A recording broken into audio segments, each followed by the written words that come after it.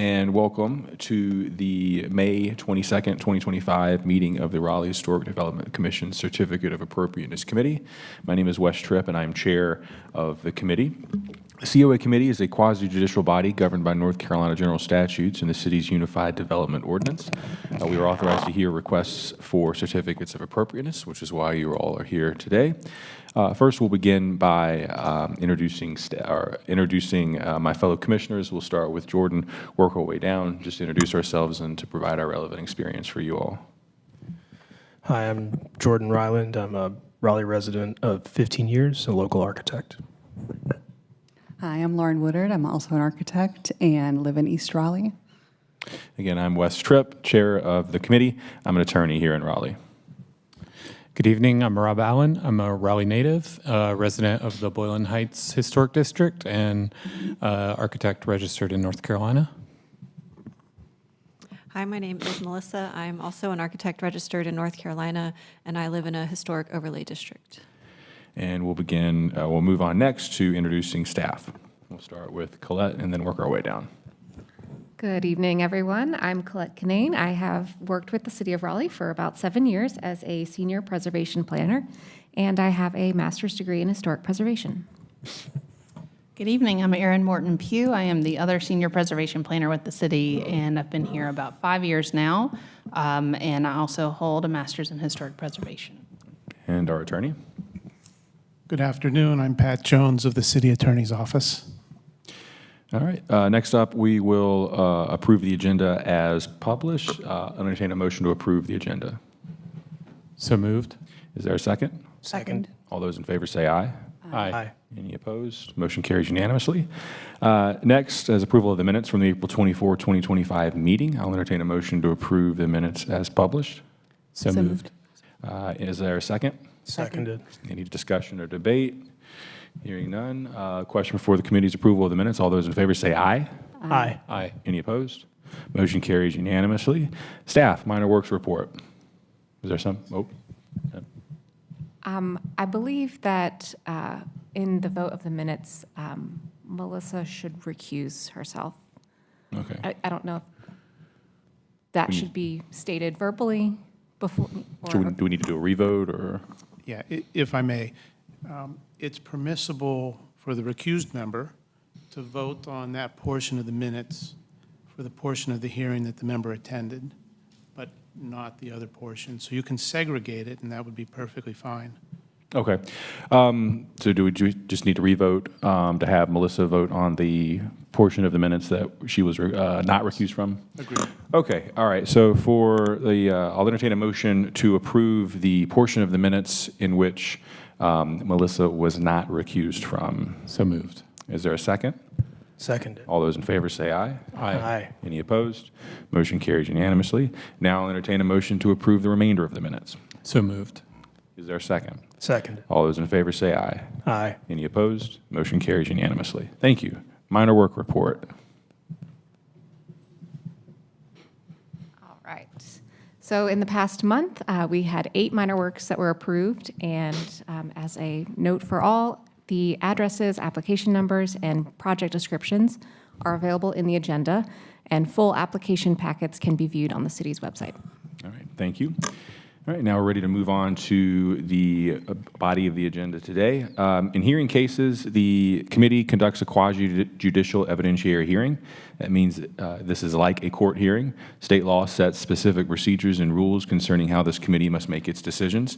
These rules are different from some other types of land use decisions like rezoning cases, which are legislative in nature. This committee's decisions are constrained by the standard of review set forth in state law and the UDO and the facts presented at the hearing. The committee hears and considers evidence presented at the hearing and applies the standards set forth in state law and the city's ordinance. The committee must base its decisions upon competent, material, and substantial evidence presented at the hearing. If you will be speaking as a witness, please focus on the facts and standard, not personal preference or opinion. Participation is limited. This meeting is open to the public, and everyone is welcome to watch. Parties have rights to participate fully. Parties may present evidence, call witnesses, and make legal arguments. Witnesses may testify as to facts to which they are competent to testify, so long as those facts relate to the legal standard. In addition, lay or non-expert witness testimony is limited to facts, not opinions. For certain topics, this committee needs to hear opinion testimony from expert witnesses. These topics include projections about impacts on property values and projections about impacts on traffic safety. We will now conduct the evidentiary hearings on today's agenda. The first matter is case number COA 22-2025, 405 North Bloodworth Street. I'll recognize staff to present their presentation, and while that is occurring, the applicant, please come on forward, and we'll wait for staff to proceed. Will you swear us in first? Oh, I should do that, yes. Please raise your right hand. You solemnly swear or affirm the testimony you're about to provide is the truth, the whole truth, and nothing but the truth? I do. Thank you. I do. Okay, this case is COA 22-2025, and it is located at 404 North Bloodworth Street in the Oakwood Historic District. The request is to remove an existing fence and hedge, construct a front retaining wall, and level the front yard grading, construct a 42-inch front yard fence and gate, and construct a 6-foot rear yard fence and gate, and alter existing porch steps. And you can see on the map, this is a corner property. So this is the Bloodworth facade, street side facade of the subject property. This is the north facade, and you can see toward the back there a portion of the fence proposed to be replaced. In the street side yard, this is the porch steps that are proposed to be replaced, and the existing hedge at the corner that will be removed and a new retaining wall installed. And we're just moving around the side of the property now, looking toward the rear yard. More views of that fence and the relationship currently between that fence and the neighboring property. And moving back towards the rear, and this is the portion you could see from Bloodworth Street.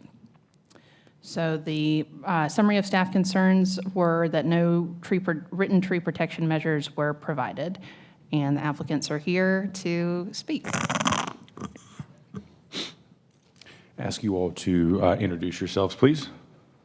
Hi, I'm Brad Kehoe, owner of the home. And Alini Kiho. All right, great. Before you all proceed, I'll go ahead and swear you all in. So please raise your right hand. You solemnly swear or affirm the testimony you're about to provide is the truth, the whole truth, and nothing but the truth. You may proceed. Yes.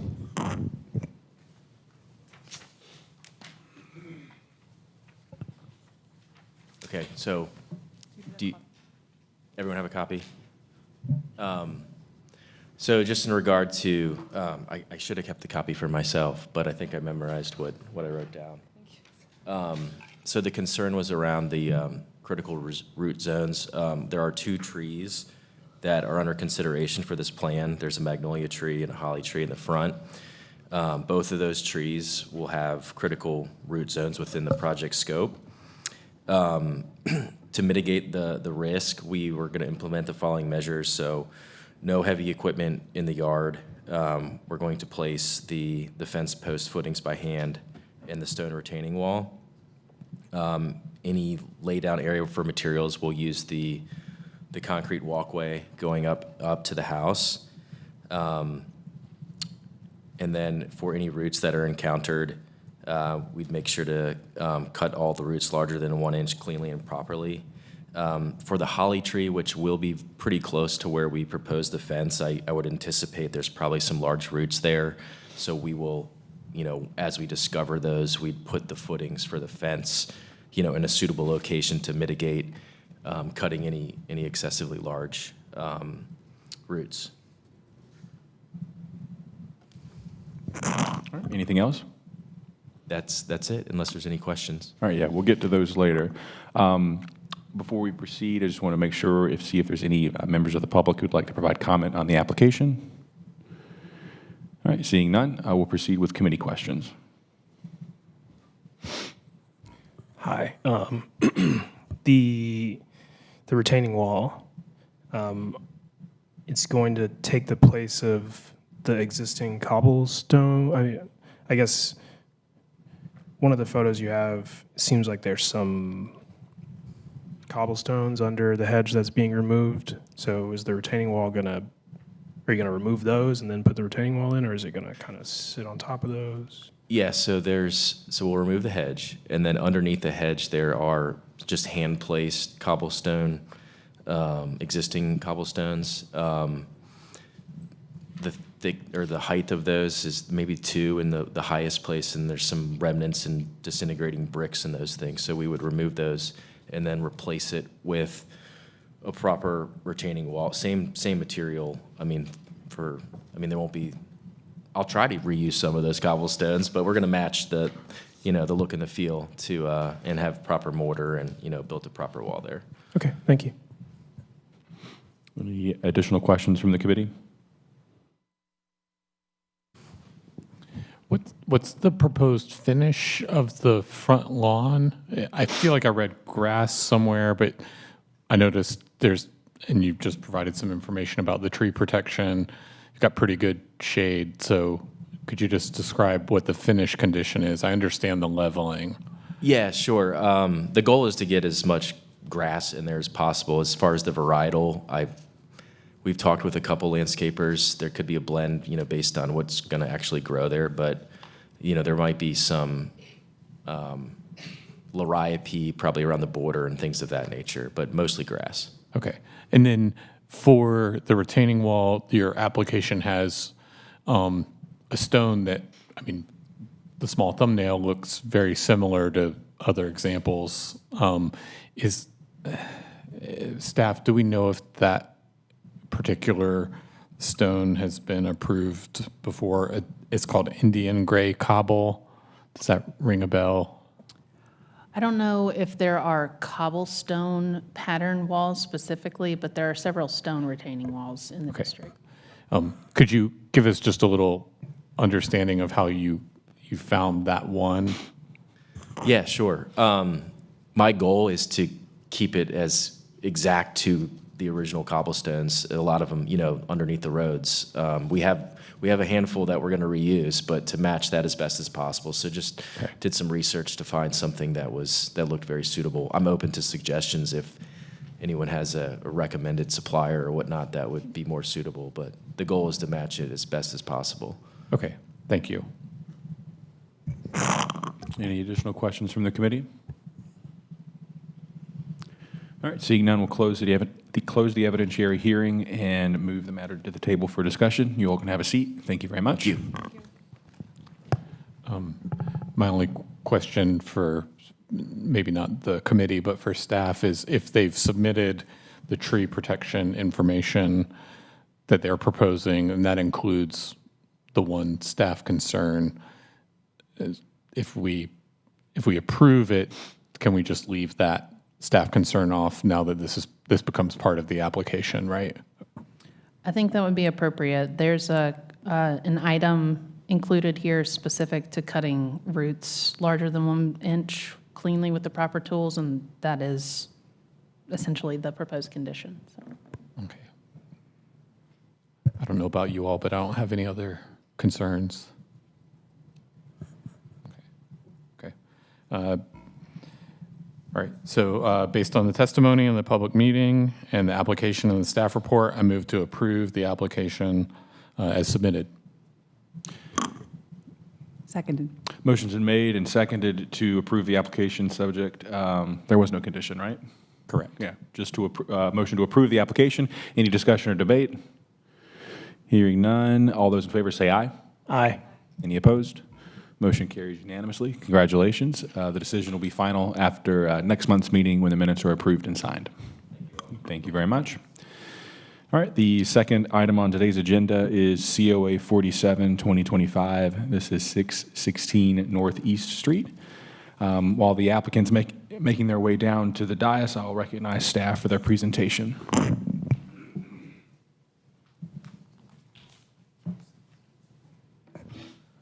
All right, this is case COA 47-2025 at 616 Northeast Street in the Oakwood Historic District. The request is to construct a rear prefabricated accessory structure, construct attached rear pergola with a clear roof covering, and construct a rear patio.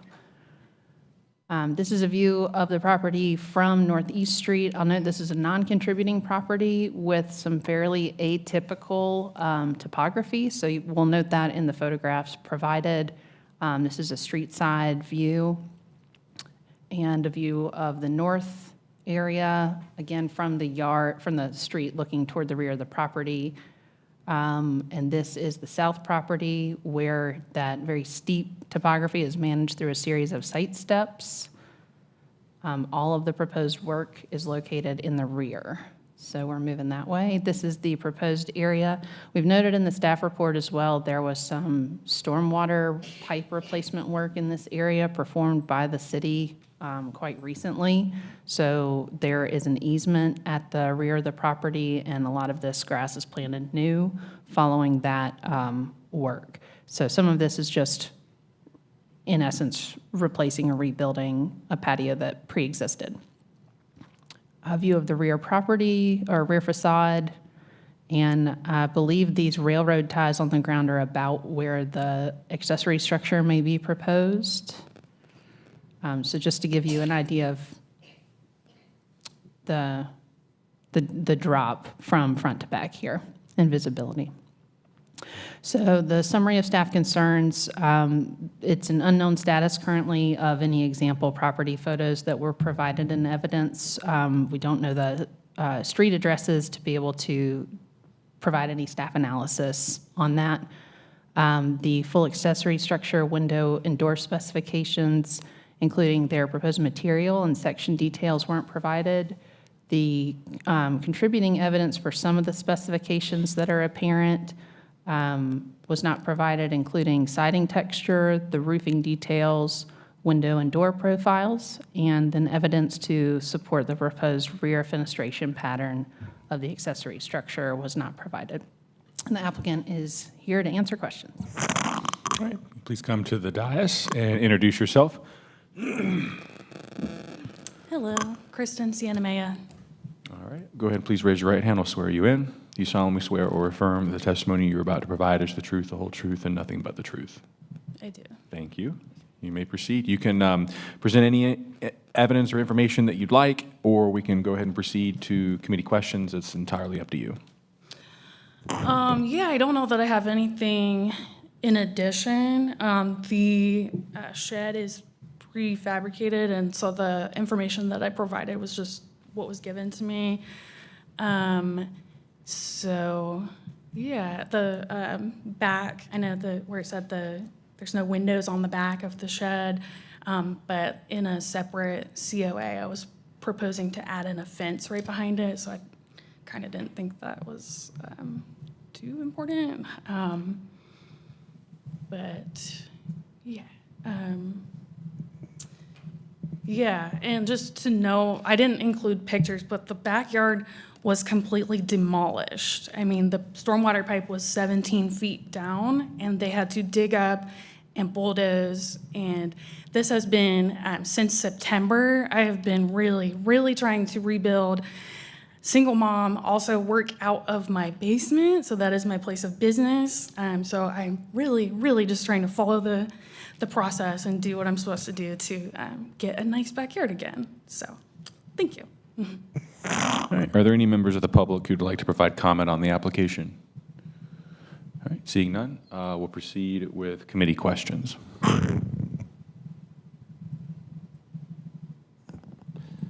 Hi, good evening.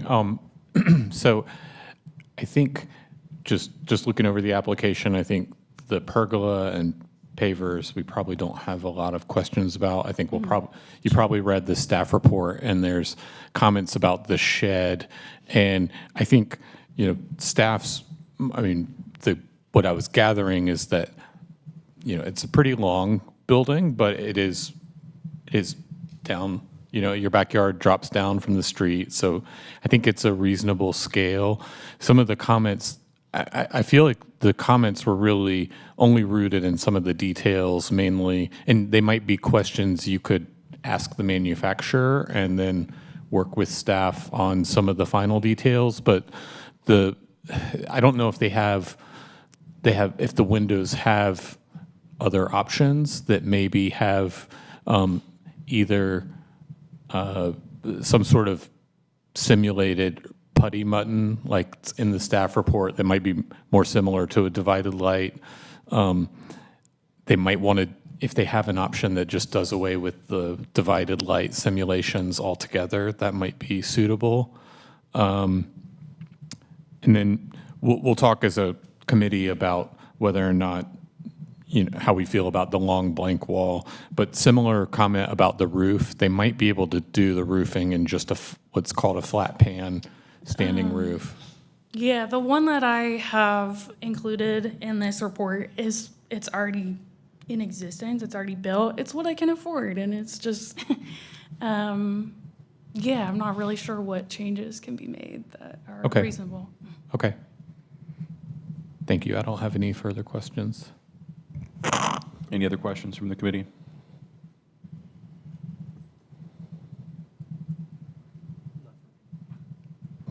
All right. We'll close the evidentiary portion of the hearing and move the matter to the table for discussion. You can have a seat. Thank you so much. All right. Committee discussion on the matter.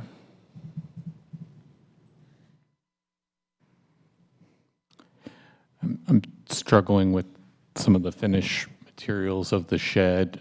Just the guidelines are pretty clear in 1.6 about, there's a specific 1.6.9 is specifically about prefabricated accessory buildings. And, it's of our, interpretation, but the building is of compatible size. I think we could say that it is. Scale, sure. Form and height, probably. Proportion, probably. Materials and details, I just don't know that the windows and door and roof are compatible.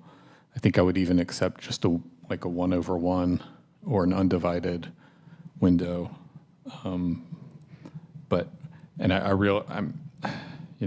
not trying to be difficult because I know it exists already, but I don't see necessarily the compatibility with the proposed divided lights, especially because it looks like the principal structure has undivided 1/1 windows, at least on the rear elevation. I'm fine with the patio and the pergola. I think they both look like good additions to the property. I agree with your comments, Rob. One of the staff concerns about materials included not just the divided lights, but it looks like these are vinyl windows, and I don't think they would be switching them out for aluminum or any wood window. Does staff know of any previous COA applications where vinyl was an approved window material? I'm not aware of any in this district. I think we've had one in all of COA history that I have been made aware of, and that is located in a district whose period of significance goes to 1970 when vinyl windows were becoming more prevalent. Any additional comments? Well, yeah, I think I'm kind of with you, Rob. I guess a walkout basement maybe on the rear of the structure, or the lower level does appear to have simulated divided light windows. Yep, I'm zoomed way in to try to tell, but I can't verify. Yeah. But I still don't think that that's,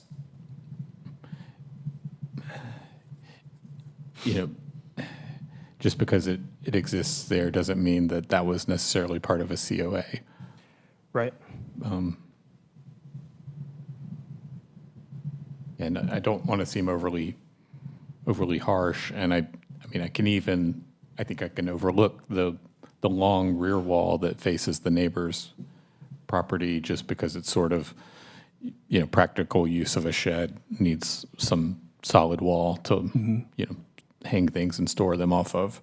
And I think there were also, I realized we didn't have all the addresses of some of the other sheds in the district, but they seemed like some were pretty similar form and probably have, some opaque sides to them.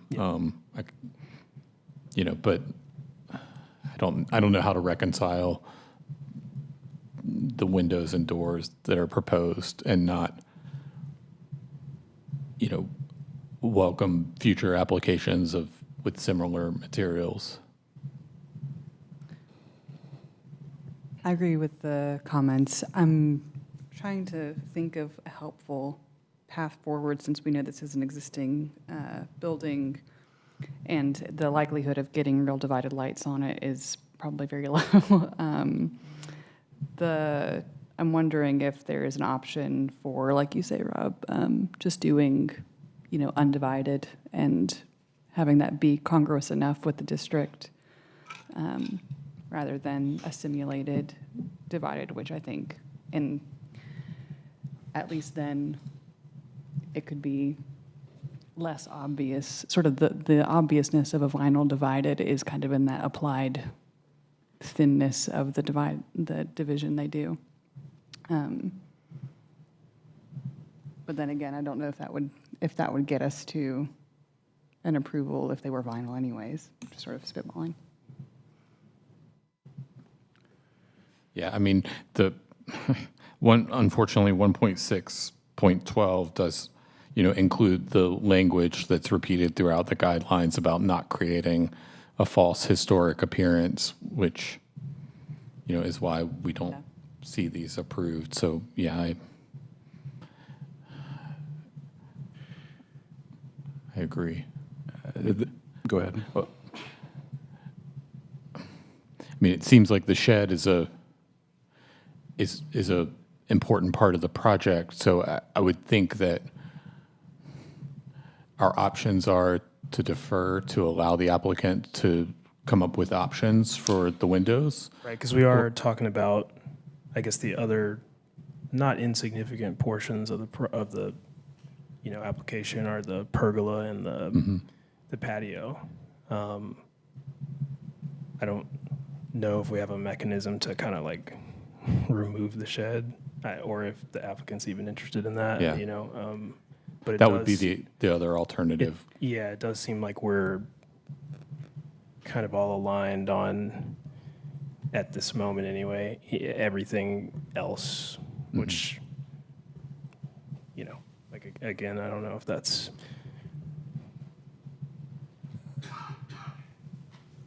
like I said, do we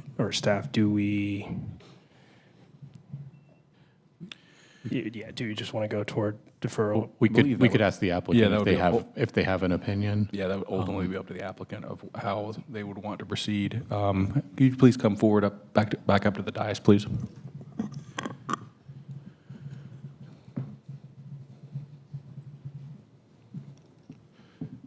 So it's the belief of the committee that the shed as presented is not congruous with the character of the neighborhood. However, everything else in the project, the committee is good with. So we have two options. We can defer the application to the July meeting to allow you the opportunity to come forward with options about how to do the shed in a way that the committee would feel is congruous with the neighborhood. Or we could, you could amend the application to remove the shed at this time, but then proceed forward with everything else, which would likely be approved. Well, like I said, I've been through, at this point, like 8 months of construction. I really would like to use my backyard, so I would like to continue and hopefully get the construction done on the patio and the pergola. I also would like to note that I reached out multiple times asking for help with this because I, like most average people, have no idea what these specific terms and things are, and I don't know how I'm supposed to follow all the rules the right way, and I'm asking, what is going to be approved? What do you specifically want me to include that's going to get approved? Because now you're talking about July. That's 2 months away. Like, I just don't know what I'm supposed to do. I'm trying. So I forgot what I was even gonna say. Oh yeah, what happens if I don't get it approved? Like, because no one can see it from the street. I'm just curious, like what, I'm not saying this, I'm just like actually curious, what is the penalty? Like a fine, or like someone takes the shed away? Like, I'm just like, what is the precedent? Because I am very curious. I'll let staff or our attorney answer that question. This would be an enforcement matter, and I would let staff speak to the enforcement process. I'll just add before I answer that question, we can continue to email. I know I've sent a lot of information, and this process, especially going through it as a first-time applicant, is definitely a lot of information to take in and try to participate in. So we recognize that this can be quite a handful for an individual homeowner to tackle. And it's a non-historic house, just saying, but yes. It is. There's a legal precedent, since it's in the district, that it follows the process. In terms of the shed, so I think the committee has indicated that if the shed remains as is with the existing details, that they cannot approve in part and deny in part. They either have to approve the application or deny it in whole. So they're suggesting options that would either allow them to remove the shed from the request so that they can approve the rest of the work, or for the shed details to be revised to be what they would consider Congress and something they could approve that meets the guidelines, and approve the whole thing together. If the shed remains in its current form as a part of the request, I think that they're indicating that they don't find it congruous and they would be forced to deny the full application. If the shed goes in without COA approval, that is a zoning enforcement issue, and the zoning enforcement team would work with you to bring the property into compliance, which does involve a series of fines until the work is either removed or approved through the process. So it's similar to other code violations at that point.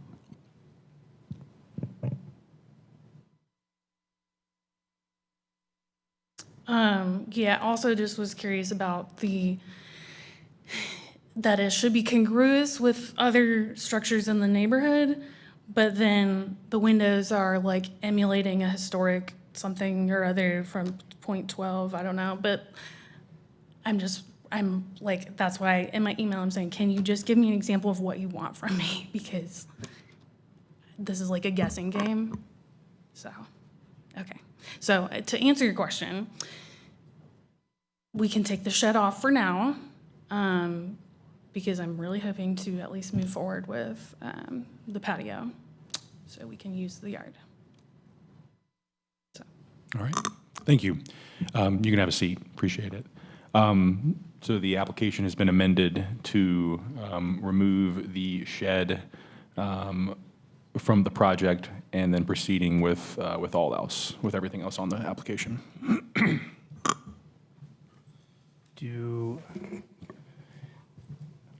I guess, so we have an answer for that. Is there any interest in providing a list of like changes to the, I mean, we're getting close to kind of design by committee here, I think. I think they should work with staff Yeah. to provide. Go ahead, sorry. No, you go, Wes. Oh, I mean, I was just going to say, I think the staff report provides a pretty good outline of what the issues are with, to get it to congruity, I think. Yeah, I would suggest continue to work with staff. Okay. I mean, I know there's some added expense, but I would think that that shed could be purchased and just essentially purchase replacement 1/1 windows, Jordan, but that's not a condition that we, since I'm willing to make a motion to approve it based on the amended application, unless there's any other discourse about the pergola or the pavers, but I didn't have any. Yeah. I don't have any. My other question was, since essentially all of the conditions are about the shed, can we just motion to approve based on the amended application? Yes. Okay. Yeah. I think that's appropriate. So is that, go ahead. Based on the evidence presented in the hearing, testimony by the applicant, I move that the amended application be approved. Seconded. Motion's been made and seconded to approve the amended application. Is there discussion or debate? Yeah, I guess, do I need to verbalize about the shed being removed from the application for Nope. clarity? I don't think so. Well, I would recommend that you do, Okay. just so there's just no ambiguity in how we prepare and issue the decision. Okay, let me try a revised motion. I'll make a motion that the amended application, including the removal of the shed, be approved. Motion's been made. Is there a second? Second. Any discussion or debate? All right, hearing none. All those in favor say aye. Aye. Any opposed? Motion carries unanimously. The application will be approved, the approval will be final after next month's meeting, after the minutes are approved and signed. Thank you. All right, the third item on today's agenda, COA 48, 2025, 111 North Bloodworth Street. While the applicant is making their way to the dais, I'll recognize staff for their presentation. This case is COA 48, 2025. It is 111 North Bloodworth Street in the Oakwood Historic District.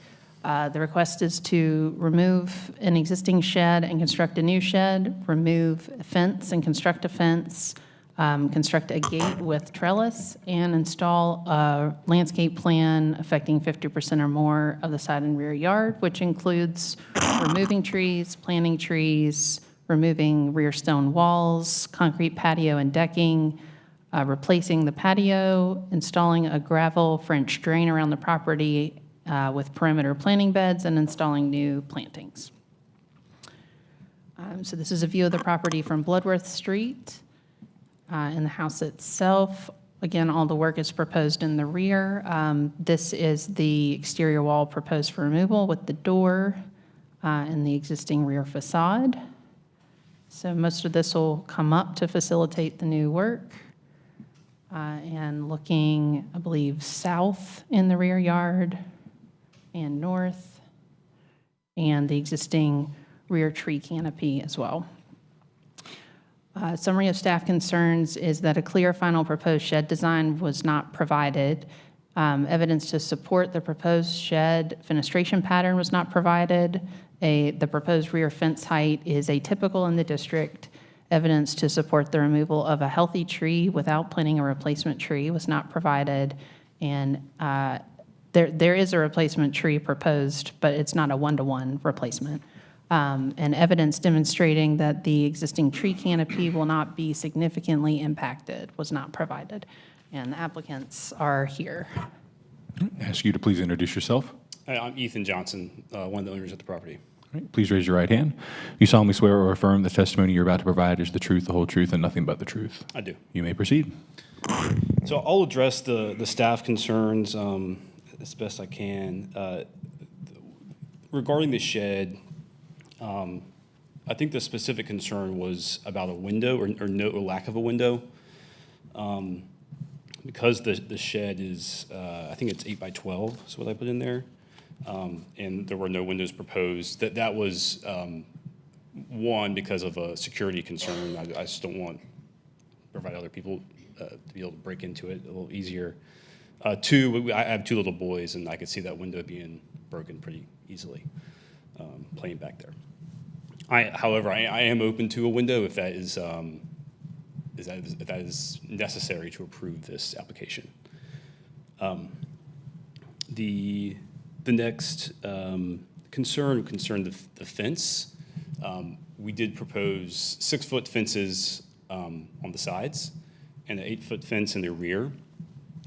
The 8-foot fence was proposed because of the demolition of the house behind us and actually the house next to that one, which are both in the historic district, but have been, but are going to be demolished. And that property, I understand, was recently rezoned to a mixed use, and we don't know what's going to be back there. I don't want to end up with a commercial use property and someone being able to look over into our backyard. That's why the 8-foot was proposed, and we actually provided a approved COA of an 8-foot fence next to another commercial property in the district. Yeah, so the next concern is about the tree. So I hope this is clear in the application. If it's not, our fence, our current fence, is about 3 feet in from our property line. And between that property line and the current fence is this healthy tree. We like the tree. It's nice, provides a lot of shade. But in order to move that fence back to our property line and regain that extra feet, we have to take down the tree. So that's why that was proposed. As Aaron mentioned, we are proposing to plant a replacement maple tree. The other, which is the current healthy tree, is the maple. We're replacing that with another maple. The hackberry tree, which is further down the property line, the arborist opinion is that is not a healthy tree, and we have proposed a couple of other trees to take the place of that, one being a flowering cherry, one being a dogwood. And I do recognize that those do not get as tall as the current hackberry there. Part of the reason for that is so that we can hopefully get more sun in our backyard to grow some grass. That's a recommendation by our landscape architect. Let's see. I think that's generally everything I have to address the staff concerns. All right, thank you very much. Are there any members of the public who'd like to provide comment on the application? All right, seeing none, we'll proceed with committee questions. If you come back up, we might have some questions for you. Hey, good evening. So a couple questions. For one, it's a very nice house and landscape plan on your side yards. I can see how this will translate to the backyard. You've also got, it's tough, I know when you've got some healthy trees, it looks like from your landscape plans that are not actually on your property. So there's a giant, you didn't mention it, but it looks like there's a large oak, a 16-inch oak, yes, kind of in the northeast corner or northwest corner of your property, top left of the plan.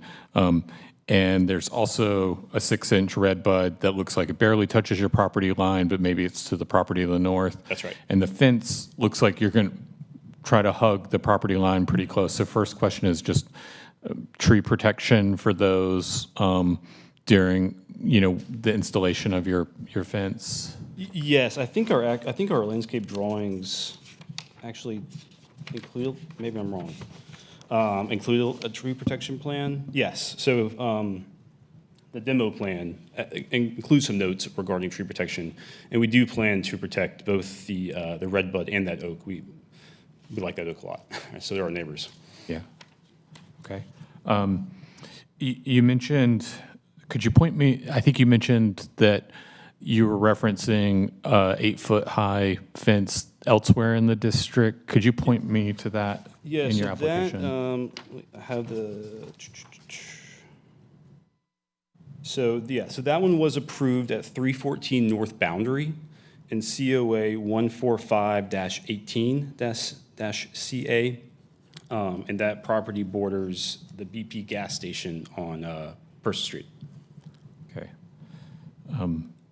The staff report does mention, and I did, verify through IMAPs. I understand there is some pending, work happening around you, but it does look like everything that touches your parcel is R10. So the other uses, the OX does not touch So, and maybe this was reversed somehow, but my understanding was that in the Z92 rezoning, that property, 325 East Edenton, and also 310, I believe it is, were rezoned to DX, 3 or something? They were rezoned to include a transit-oriented development overlay.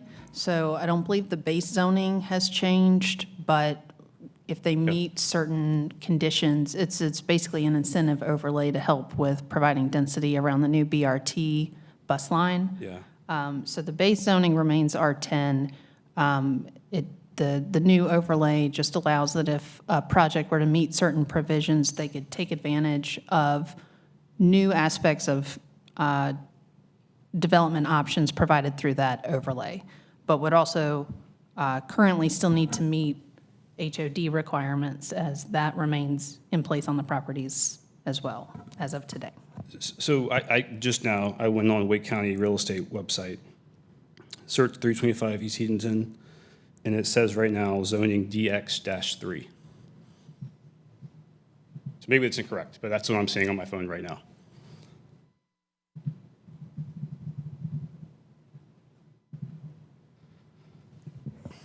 It is R10 with 2 overlays, and just outside the New Bern Edenton NCOD, at least in terms of the IMAPs. Okay, so I guess Like- this is Wake County Real Estate website. Looks like they have 2 different, I'm happy to pass this around if you want to look I at it. should say that is the property immediately abutting your property. The 2 next to that are OX3 This with is- an urban limited frontage. Yep. Okay, yeah, this is 325 East Edenton, which is right next to mine. That is still R10. On Wake County website, Wake County Real Estate, it says DX-3. That rezoning would have had to come through our commission I mean, to be it's approved. public record. I mean, and maybe you're right. It looks like there's 2 different conflicting zonings here, or sources of information. You can look at it. I'm happy to give it to you. I believe you, Okay. and it is not uncommon for there to be Okay. inaccurate information on one of the 2 websites, but it is currently R10. Okay. And I can answer so confidently because for that rezoning to have been approved by City Council, it would have required an RHDC review along the way, along with Planning Commission. Okay. And I know that hasn't happened. Well, that's good to know. The source of my information in my application was from Wake County Real Estate website. Just a couple more questions. So there is a substantial, in the southwest corner, it looks like is where most of the tree removal is occurring, because you're going to pick up some space to get the fence closer to the property line. Was there any study at all about considering a shade tree, rather than a, an understory like a dogwood? Yeah, so the tall, like a taller tree, I guess you're referring to? Yeah, something that might provide more shade. And where I'm going with this is like, the 60-inch oak won't be there forever. So Yeah. the canopy is constantly evolving. So that's really the nature of the question. Yeah, I think so. If the oak tree was not there, I think we would be more likely, we probably would actually consider a taller tree. With the oak tree there, we did not go with a taller tree because we thought, our landscape architect thought, it may provide too much shade to grow grass. And I will also note that when the arborist came out to look at the other trees, she did note that the oak tree is currently very healthy, for what it's worth. Okay. And thank you for those answers. The last couple questions about the shed, and really it's just about, I think there's pretty helpful images for those of us who are up here looking at the PDF. It's towards the end, page 54 of 55. There's pretty helpful images of the shed. Help us with, is it either of them or both? Yeah, let me explain that. That's a good point. So when I called the company, they did not have a 8 by 12 shed pictured to me because they hadn't done one recently. So this is, are you looking at this page right here? Yep. Okay. So the top picture was provided to show the finish of the shed. So this one has battens, obviously. We weren't proposing to include battens. We were just showing the smooth finish of the siding with that picture.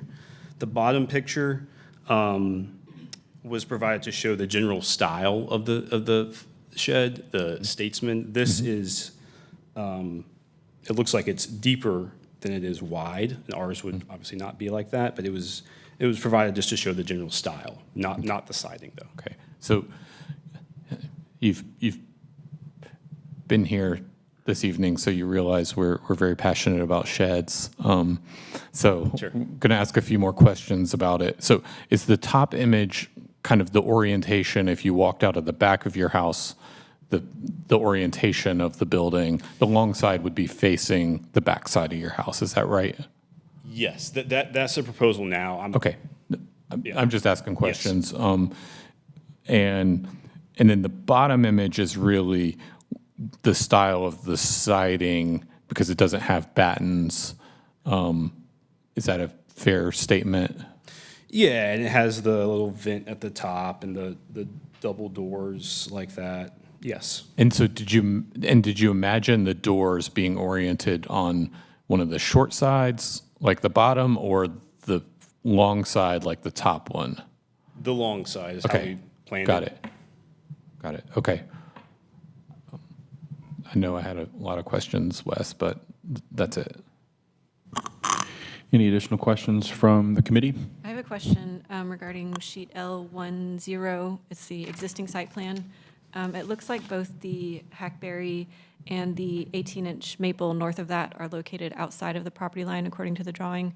I know later in the application it states that these are inside the property line, but I also did not see any trees located on the survey. And I don't know if this is a question for staff, but it seems like if we approve this, we're approving removing trees that aren't, based on the materials that are presented, not within the property line. That might ultimately be a question for our attorney. Ultimately, the COA process cannot approve work done to something outside the subject property boundaries.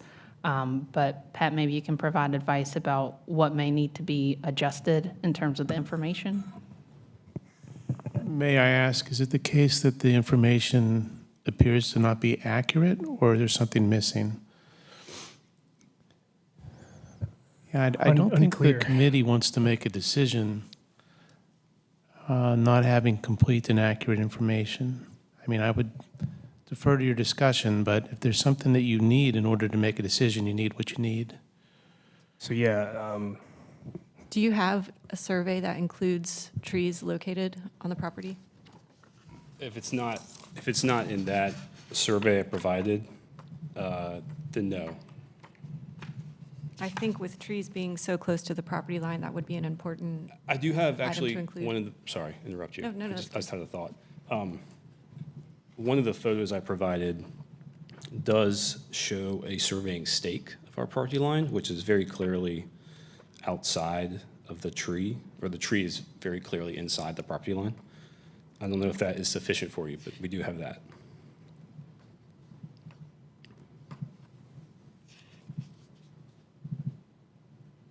can you clarify which photo? Yeah, this is, well, let's see, I have one here. That page 18, I have- photo 3, I believe. This is one I was Not that one. imagining. What I was looking at. That's page 28.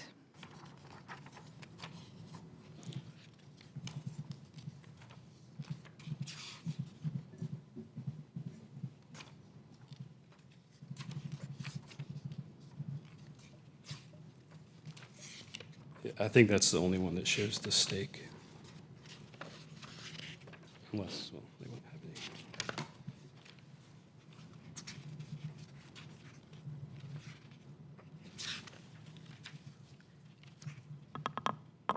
Page 18, photo 3 also has the stake. It's a little bit more clear what the relationship to the trees are.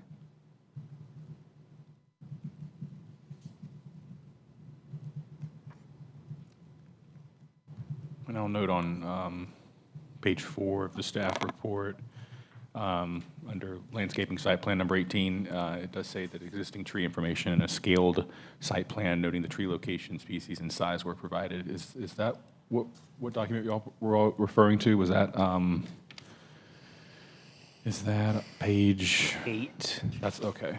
So, the maple, the 18-inch maple and the 24-inch hackberry, they're like, Super close. right. So, if we trust this line, it's a little unclear whether they're, especially the hackberry, I guess. Question for council, if the property line goes through a trunk of a tree, it's considered a boundary tree and it's shared ownership. Is that a true statement? Shared between the owner and the public here, right? Well, the adjacent property owner. For the adjacent property, yes.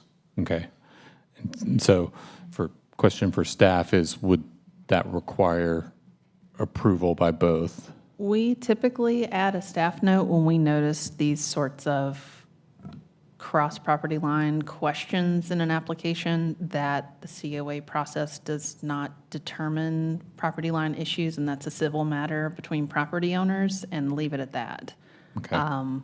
I'm not sure that I can guide whether it's appropriate to approve the tree removal request. Okay, thank you. My view is you have jurisdiction over the tree, Okay, if that's helpful. it is. Thanks.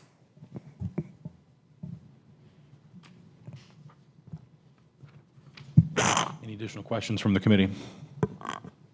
Yeah, I think when you started your presentation, you said you would be amenable to adding a window to the shed, potentially. I guess these are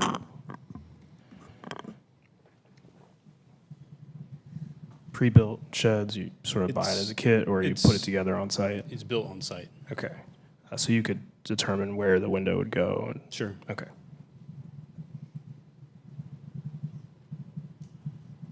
Any additional questions from the committee? All right, hearing none, I'll close the evidentiary portion of the hearing. You can have a seat. Thank you. Thanks. We'll bring the matter back to the table for committee discussion.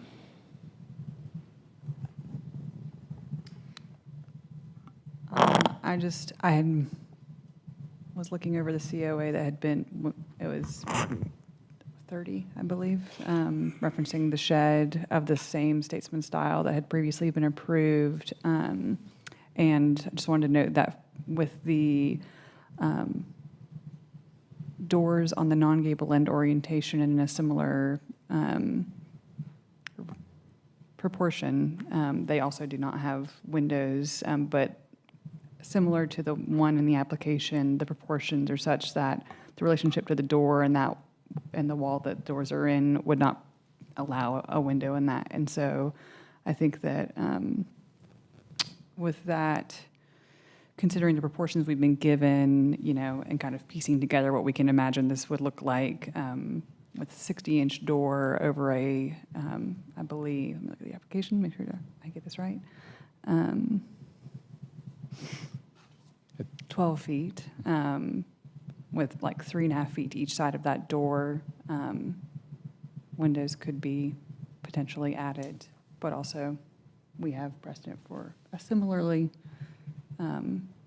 approved that does not. Just want to note it. Yeah, I agree, Lauren. I think, having the two images, I was asking all the questions because it seems like this product does have options and they could work with staff. And I think because it's not a huge structure that, we could condition that there's one window and maybe the applicant chooses the place for it. I don't know that we necessarily need to tell them where. No. I for what it's worth, I think the top image looks more historically appropriate. But I think we could just have a condition that there's at least one window, and that way if they wanted to put it on one of the short sides, that might work better for them. Sure. I think what I'm trying to say is I would probably be fine either way. Okay. for me. I think because of the adjacent zonings, and I know there's a pending project, but the data we have access to, I think this is a different condition than the one that's adjacent to the BP, because this touches all residential zoning. So I would be in favor of just keeping a fence at 6-foot height and not 8. Understand that things could change, but that could be scabbed onto in another application or something that's appropriate at that time. But I don't see a good case for it. We did have another application near this recently that had a much taller fence at first, and then that application was amended during this meeting to remove it, if I'm not mistaken. So the height, just the 8-foot height, does not seem congruous with, from my perspective. And the trees, I would welcome the rest of this committee's input, but it seems like I understand the motivation for removing the trees, but there's a lot of mature tree being lost and not a lot of canopy being added back. It's also a very tight space in this rear yard. So I can understand the applicant's, position of not providing new shade trees, but, if something ever happened to the large oak that's not on their property, there's going to be a huge hole.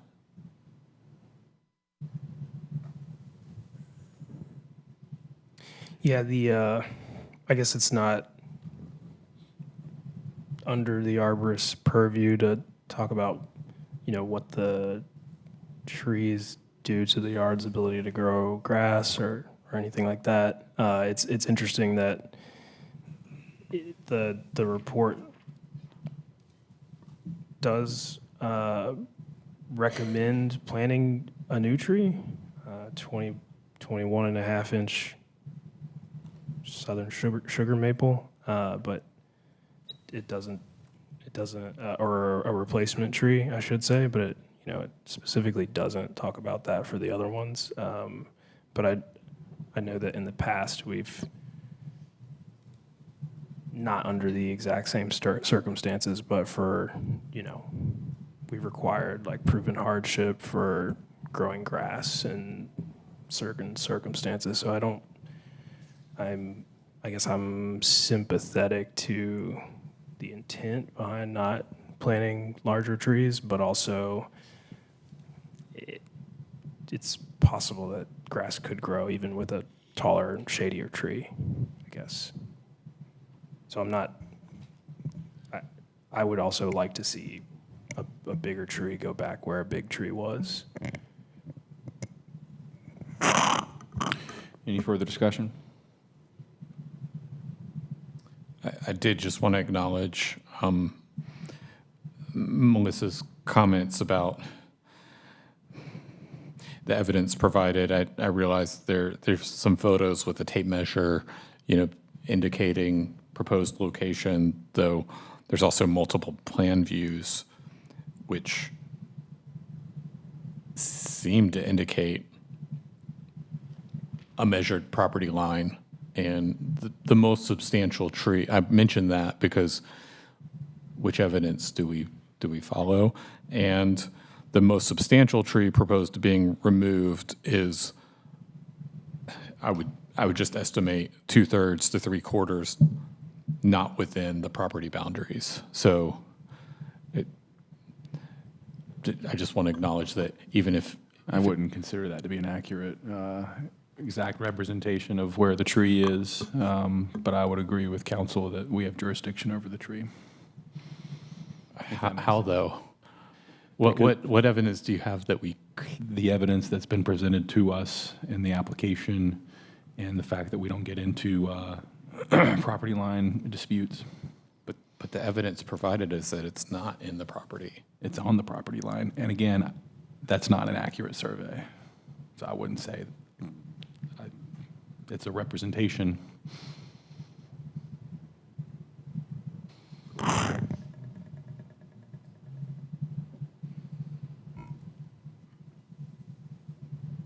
Yeah, I mean, I'm with you, Rob, but council said it's okay, so I'm okay with it. I'm okay with treating it as though it is on the proper, it is part of the application property, and anything outside of that is outside of that for me.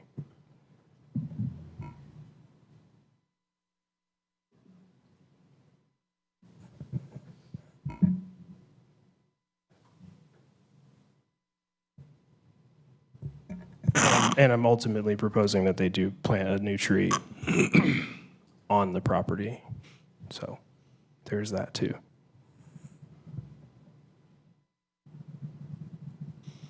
Any additional discussion?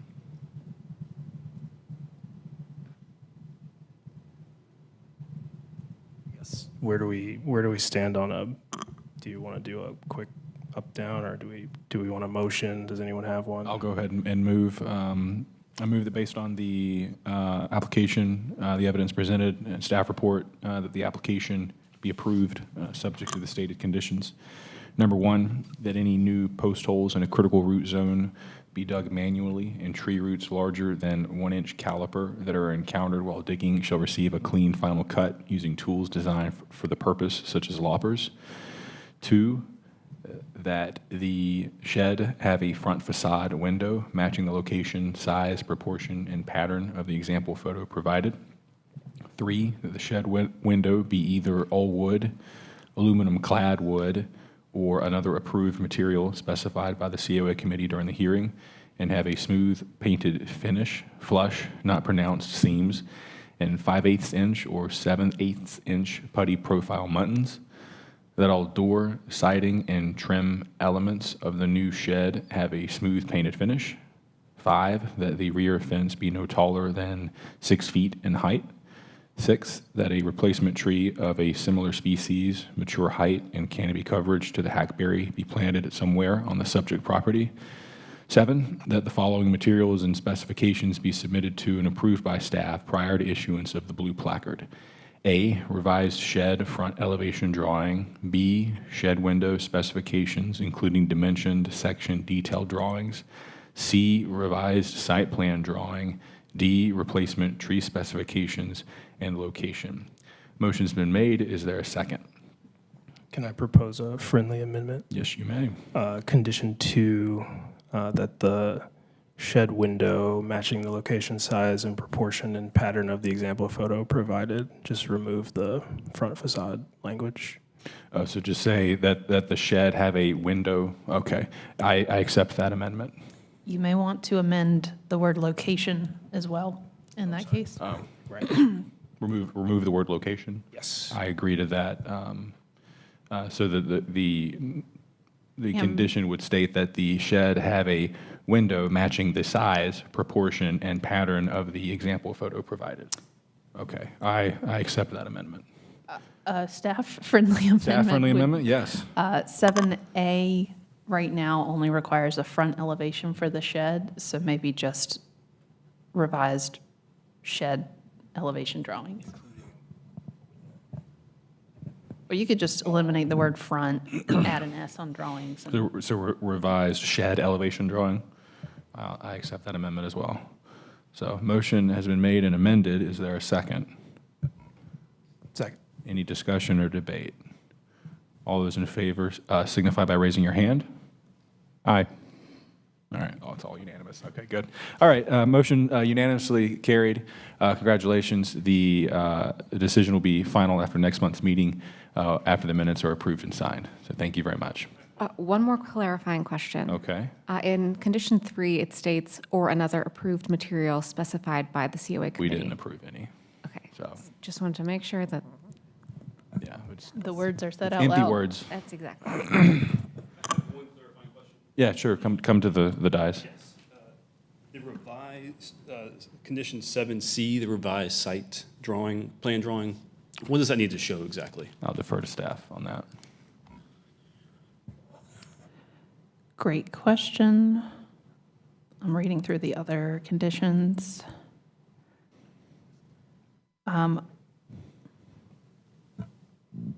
Maybe where the replacement tree is located? That's 7D. It might be regarding the notes on fence height. It may also just be showing the door swing on the shed in terms of orientation. Insight, door Right swing. now, I don't see anything else that would indicate. Okay. Thank I'm you. sure if anything else pops up, that staff can communicate with you about that. Thanks. All right, thank you. How are we doing? Do we want to take a break? Or want to continue on? Maybe a 5-minute Yeah, recess? we'll do a 5-minute recess. Thank you.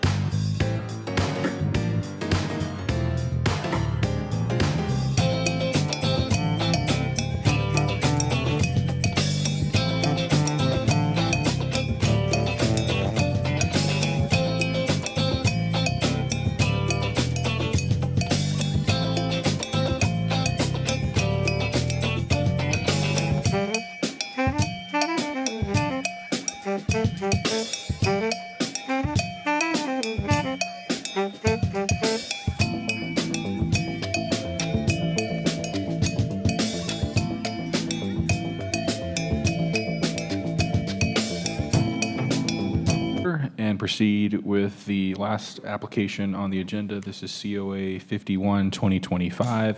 The applicant's already here. I'll go ahead and recognize staff for their presentation. Sure. So as you mentioned, this is case COA 51-2025 for 208 East Lenore Street, which is located in the Prince Hall Historic District.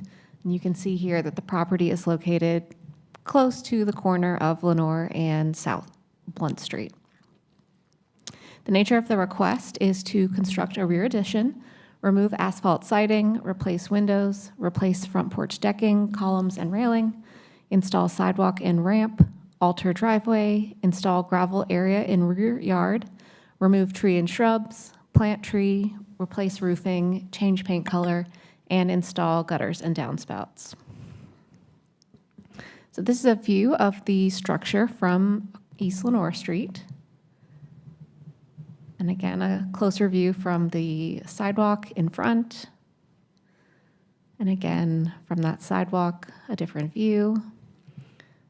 You'll notice that this site has very heavy vegetation, so it was very difficult to get good photographs of each side. But this is the view from the driveway, the existing rear deck and rear addition, the tree that is, the large tree that is proposed to be removed, and the current rear yard. An abbreviated summary of staff concerns are the built area increase, the gravel area proposed in the rear yard, and other materials, details, and specifications that are typically provided as conditions. And the applicant and property owner are both here and do have additional information. Excellent. I'll recognize the applicant to make their presentation. Do we need to be sworn in first? Oh, yes. Yes, we'll go ahead and do that. Do you solemnly swear or affirm the testimony you're about to provide is the truth, the whole truth, and nothing but the truth? I do. Thank you. You may proceed.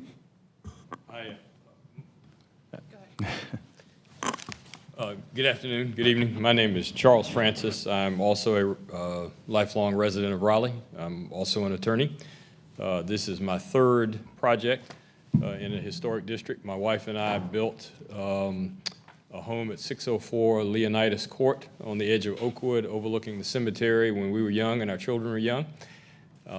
We bought one of the historic buildings from the state at 215 East North Street and renovated that with Greg Paul and others, and that is where my law office and a lobbying office is. So this is our third historic project. This property was originally purchased by my grandfather in 1983 as an investment when he was 87 years old. He operated it for the rest of his life, about 6 or 7 years. My mother inherited it. The property has been a transitional housing for people who are moving from homelessness to self-sufficiency. It's been the offices of the Carolinian newspaper. It's been residential real estate. But for the last 20 years or so, as my mother was aging and before she passed in 2023, it's been boarded up. So staff correctly summarized what we intend to do from a code and sort of COA perspective. But I think the most important thing I want you to keep in mind with this is what I'm proposing to do is take it from its current boarded, non-contributing use to a contributing and beautiful use. And as you are applying the code and considering the staff concerns, I hope you'll keep that bigger picture in mind. So at this point, I would like to defer to my architect, Brooke Tate, so she can make the formal presentation and respond to the staff concerns and your concerns. Thank you. Good evening. I'm Brooke Tate. I'm with Maurer Architecture, and I'm at 509 Burton Street. Thank you, Charles. I will just talk about the materials I just presented to you all. We were very excited to find a historic photograph that was from the early 40s, we believe, from Shaw University, and it shows us some original porch detailing. So it's pretty rare that you get this lovely find. We have amended our elevations to reflect a reconstruction of this time period. So we'll be doing the porches. The balustrade can't be exactly because it appears that there are no vertical, I'm losing the word right now, but we have to, put in some balustrades to meet code. But that's the intent with the revisions that you see there, as well as new windows are now going to be aluminum clad windows to accommodate a low maintenance exterior for the owner. Originally, we were thinking we would do wood. This is a tax credit project. But once I found these, I can prove that the windows that are on the house are not original. And so we're replacing these windows that are there that are not significant and original to the home. So that's what you have in front of you. I will jump to the staff concerns and then answer any questions you all have. The first staff concern of the built mass to open space, it was provided on my original one. It is around 22 to 25%, depending on how you calculate built mass. We are adding up, but we are not adding out in terms of what we're providing in the mass of the addition. We are going to have a ramp that's larger than the ramp that is there now because we are locating it more conspicuously, but that means it has to go a little bit longer in length, so it's a larger mass. But again, it's only, and if you look at the square footage from what is now, it's 2,072, we're going to 2,520, so it's a 22% increase. Number two, the original built area to open space. Yeah, it's difficult. The Sanborn maps don't show any kind of anything else on the site, so that number is fairly low. But I do want to point to our drawing on T2. It's the COA, titled COA Neighborhood Built Area. And I, took the time to go in the surrounding immediate adjacent properties and was able to calculate the average impervious surface or built area was 64%. So when we designed our patio/gravel area in the back, we didn't want to go above what was the average around there. So we're not doing more than what I would say, what's the word? It's not out of context in the neighborhood that it's in. If you look right to the right of it, it's 100% gravel parking. Many gravel lots exist in the neighborhood, and I provided examples of those. And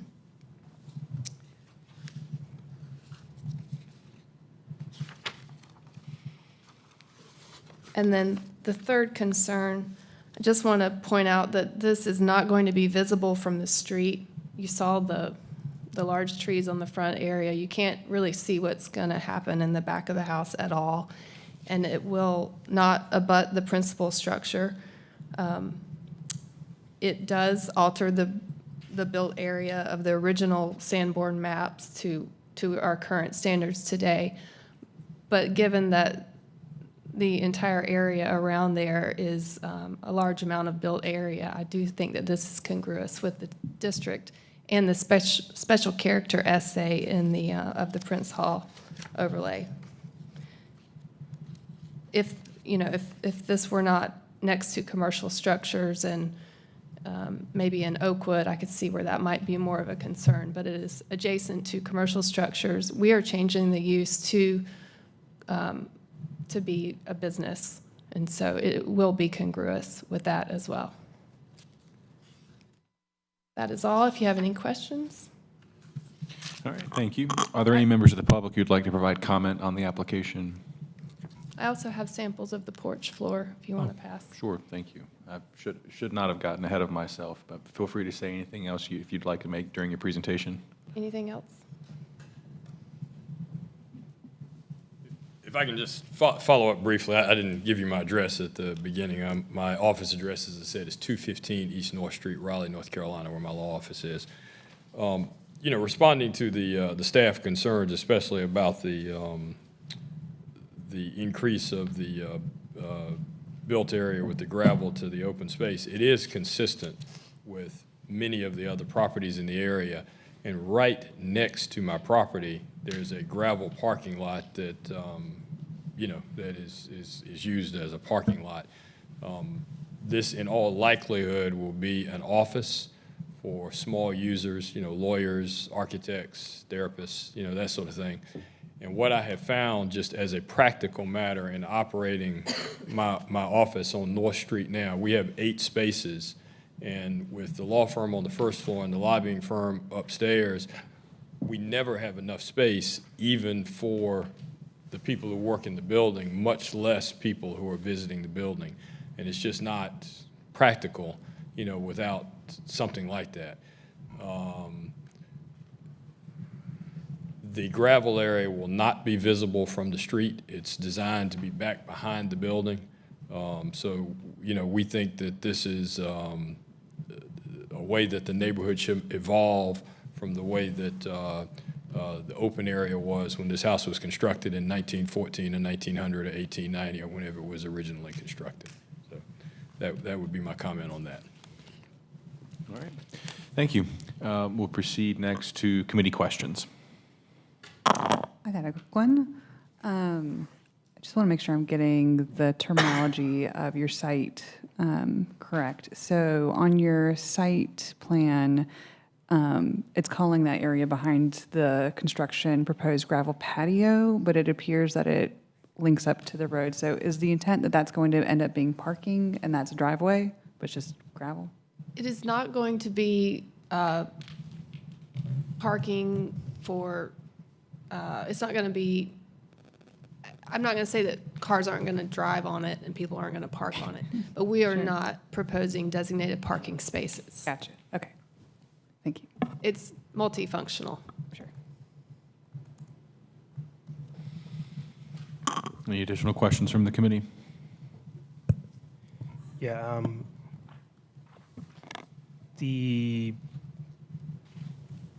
guess the sort of built area mass calculation, I know you said that you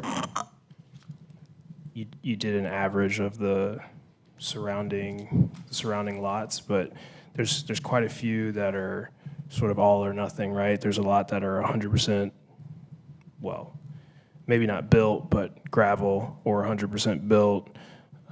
There's, as you know, in the district, there's a wide range of, I guess, built mass the surrounding area, and these sort of nearby closely related structures, you're pretty well outside the sort of 10% of many of them, although I suppose if you average them all up, you're at the median. I guess just sort of, can you speak a little bit more about, you know, how do you reconcile the 100% built area of an empty lot with, you know, the 33% built area that's on the other side of your building, and sort of how you sit directly in between?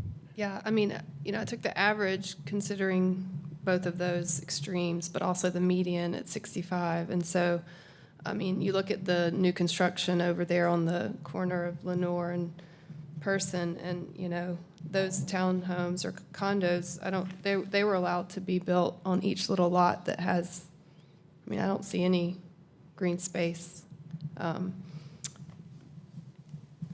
Very, very little on those middle, you know, so that just brings up the question on, like, what do we have to compare it to that's reasonable in this area? I mean, so I looked at the block face, and I mean, the block face is 63% on our side. Usually you look at the, when I've done comparisons to the whole district, I've been told, no, you have to do it to that specific area. So the fact that the area directly next door is 100% impervious, like, you have to consider that, because that is the essence of this neighborhood where we are right here. It's not for the entire district. Thank you. Any additional questions? Yeah, I just have a few. And it seems like a great project. It's clad today with kind of like an asphalt, treatment. And I'm looking at the revised elevation, so that's what I'm referring to. Could you help me understand the portion, where does it become cementitious lap siding, or is that? Oh, I'm sorry. The entire wood siding is underneath that brick siding. We're ripping that off, and we plan to restore what's under there. Okay. And the cementitious would be for the addition. Okay, only on the rear kind of three faces of the two-story addition? Yes. Okay.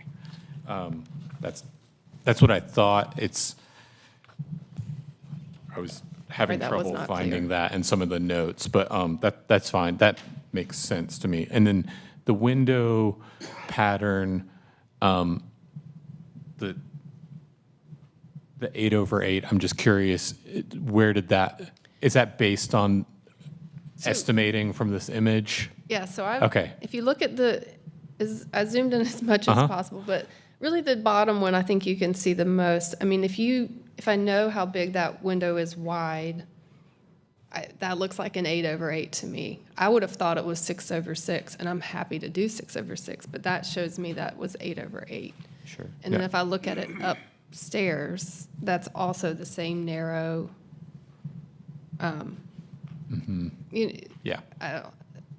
The length of the upstairs window may be a little bit longer than what I'm showing, and once we get into demo and get back to the original frames, we'll be able to figure that out. Yeah, I was just curious. I would have never guessed 8/8 if you'd have. It's a unique pattern. Yeah. I like it, but I was trying to put together, was it based on this image or not? But that makes sense to me. The last question is just on the left east side. Am I understanding correctly that the pickets will stop at that, like when you get to a certain height, so you're not so far above grade? And yeah, that's just for me design aesthetic at the front of the house to not be so busy and bulky where it's not needed. So you probably won't even see the balustrade from the street. Sure. Okay. I don't have any other questions. I have a question regarding the proposed porch floor decking material.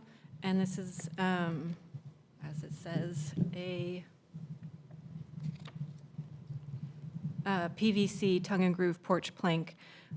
So I know, for one, we can actually see an outline of the PVC, but PVC being a form of vinyl, and I know other vinyl products have not been approved in historic overlay districts, and I just wonder if this is considered an approved product. You want to answer that? Sure. So this exact product has been approved exactly one time before. It was for the Graves House on Oberlin. Preservation North Carolina's headquarters. Correct, yes. I included some facts in the staff report about that particular application. The committee at that time went through several rounds of discussion and arrived at a,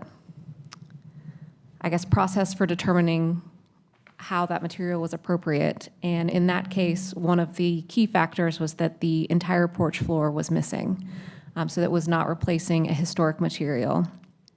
And in the possible conditions I included, I also made reference to a condition that they placed on that application, which was about the installation method in order to, keep that congruous with the district. But there's only one example we can point to for this material. And in that example, it was used because there was no existing porch. Correct. There was no historic porch floor remaining. And that is the same for this house. It's decking. Understood.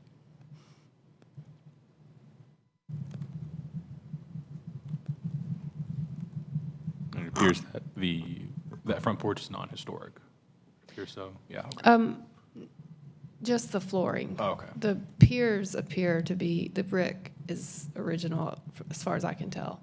And there's, yeah, so the roof is staying. We're just replacing the floor and the columns and railing. But there is a floor on the porch. Sorry, I'm It's just decking. It is like rotted. But decking is so I'm not trying to beat this down, but I'm just trying to understand, because when I look at a photo, I see decking, which is a porch material. Is that correct? Yes, I'm sorry. It's not tongue and groove is what I meant. Okay. It is not an original wood floor in 1890 would not have been this decking that's like pressure treated 2x6s. Understood. Or maybe 5/4 by 6s.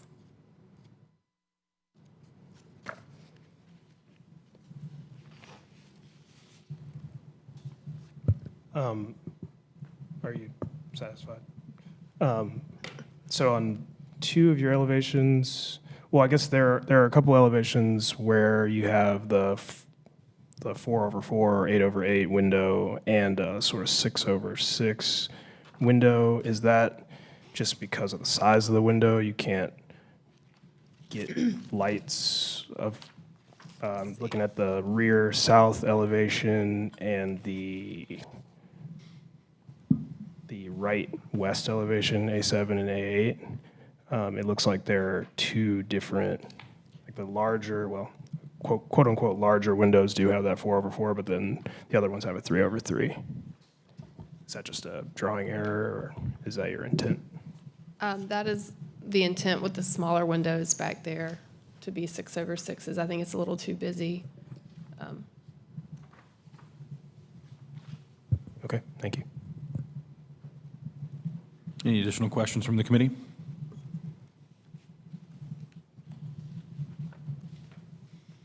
All right, hearing none, we'll close the evidentiary portion of the hearing, bring the matter to the table for committee discussion.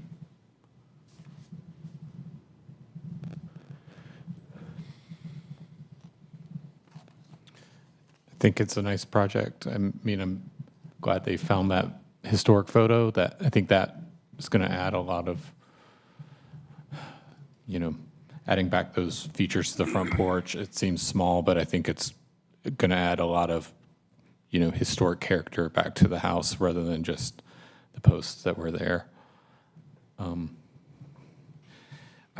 The applicants mentioned the kind of, I know we talked a lot about the built mass, but when you're there on this block, the block face, I think, is relatively important, and the setbacks are kind of built to on the sides is very tight. So it is honestly hard to perceive the built mass to the rear yard. And I mean, I know gravel is technically impervious, but like they mentioned, there's technically two lots of gravel right next to it. And I believe staff to the west of this is still in the overlay, the HOD, correct? On the same block, the properties that face Blunt Street, yes, are part of the historic district. Thank you. So I don't really have concerns in this instance of the built mass the way we have on some of our other cases, just because of the nature of this block and the way it's kind of built out and evolved over time, and in the context of this part of the district. Yeah, I agree with your comments. I used to live a block from this site, and everything you've said is accurate about the siting of those houses. I do want to go back to this material, just in reading the guideline 2.8.4, if replacement of a deteriorated historic detail or element of an entrance, porch, or balcony feature is necessary, replace only the deteriorated detail or element in kind rather than the entire feature, match the original in design. Oh, I'm sorry, maybe that's the wrong one. Sorry, 0.5, my mistake. If replacement of an entire historic entrance, porch, or balcony feature is necessary because of deterioration, replace it in kind, matching the original in design dimensions, detail, texture, material. Consider compatible substitute materials only if using the original material is not technically feasible. Have we seen evidence that the original material, which I assume is wood, is not technically feasible? Well, I guess the applicants sort of intimated that the floor that's there is not original and therefore is not what they would be required to replace by the standard. So I'm following you, and I think I don't want to get ahead of you, but I think I'm with you. Where like they're sort of treating the floor that's there now as though it is not there. It's like they don't have to. Well, it's historically inaccurate. Right. So it's. But if we have essentially evidence not of there. what the original floor was and it was a wood material, Right. then we would need evidence supporting that using wood is not technically feasible. Right. I mean, I don't believe we have evidence of what the original was. I don't think we do. Or if we do, I don't think I've seen it. It's conveniently omitted from the historic photograph. Yeah, I'll go ahead and recognize reopen the evidentiary hearing, have the applicant come back up and provide comments on this. It's actually not cropped. It's not in it. Yeah, But- I hope it was. We weren't trying to communicate that was an Yeah. intentional omission or Yeah. anything. Right. I do not know what it was. I do know other similar older, I mean, it would have typically been wood. There's no denying they didn't have this material back then. But given that we are going to a commercial use and that this has already been approved in a building that is Preservation North Carolina, who goes to the utmost consideration to use materials that are appropriate, it will be done in a manner that looks like it is wood, and it will hold up much better, and you won't have to paint it every 5 years. Again, I can't prove exactly what was there. This is just sort of knowledge of historic practices. This is a common porch material. If I could just speak briefly on that. I mean, I agree with your concern. I prefer original materials because I'm just, that kind of an old house geek. But the building that I have on North Street has the original boards or something like it. And we moved in 2017, and there's places that are chipped, there are places I got to paint, there are places that are missing. It is just so difficult to maintain in a commercial business setting. And as my architect said, we don't know what the original was. So I would like to have something that looks right. I don't want this to look like a new subdivision in Holly Springs, but we don't know what the original is. So we want to try to put something in that will last and be relatively maintenance-free, but still look like it's supposed to look in the historic district. I understand. Also, I think this product was recommended by the State Historic Preservation Office for me to use on this porch. Any questions from the committee based on that?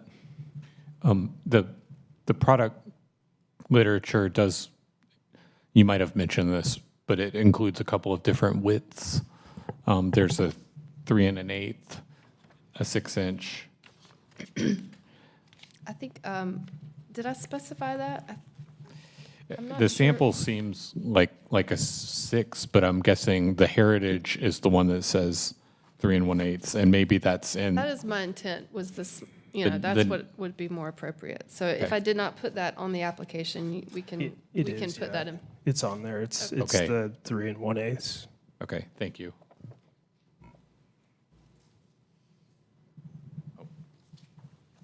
Any additional questions for the applicant? All right, hearing none, we'll close the evidentiary hearing again and bring the matter back to the table.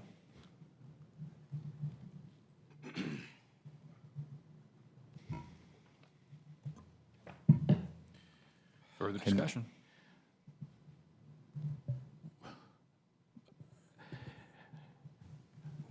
So, Melissa, I mean, I think I'm following your concerns, just on, PVC not being a historic material,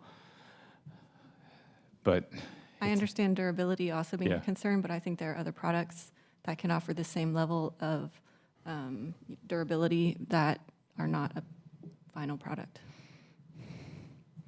That are tongue and Wood. groove? Yeah, tongue and groove wood, correct.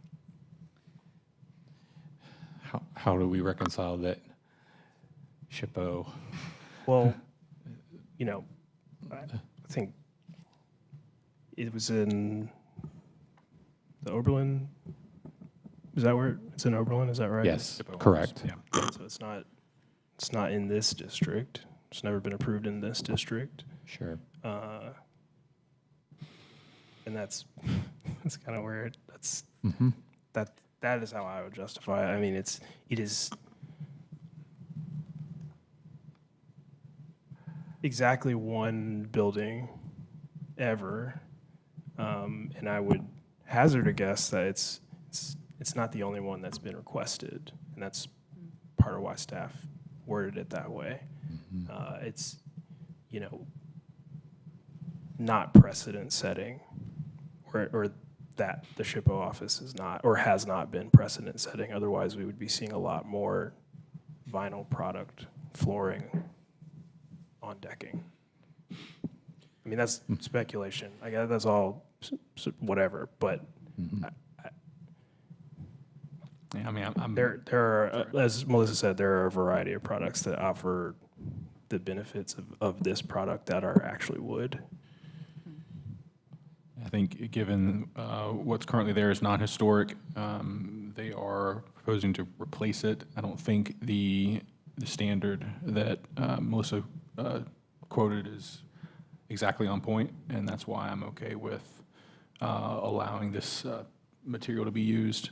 And also, even though the SHPO office is not in the same district, but it's been used before, it's been approved before, I'm fine with it. I have a question for staff on the detailing of the installation. It is in the potential conditions that it be installed perpendicular to the house with a minimum 1-inch overhang on the front face, but without a trim board. For this type of product, you would want the cut edge to, what does the end condition of that tend to look like? So in that application, I believe it was painted. Okay, they didn't put a trim round or anything on it? No. Okay. I mean, for other TNG, that's fairly common Okay. to see the exposed I was just noticing in ends. their pamphlet, they do have like quarter Yeah. round and that stuff. Yeah, instead of leaving it as it comes, one of the requirements was that it be painted. Okay.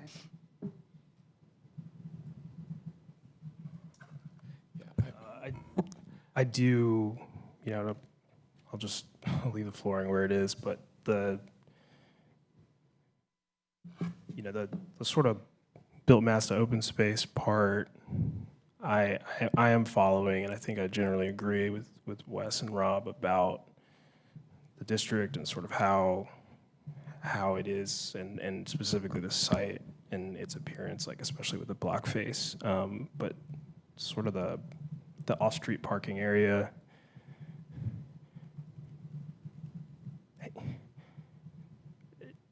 Yeah, that's,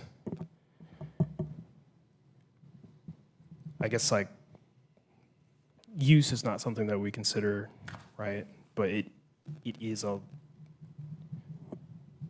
large gravel area, and the guideline does say it's not appropriate to locate new off-street parking. I understand that it's not just a parking area, or it doesn't have designated parking spaces. So it's not maybe just parking, but it is like a large gravel lot behind the building that, at least in part, is intended to be used for off-street parking. The zoning is OX, though.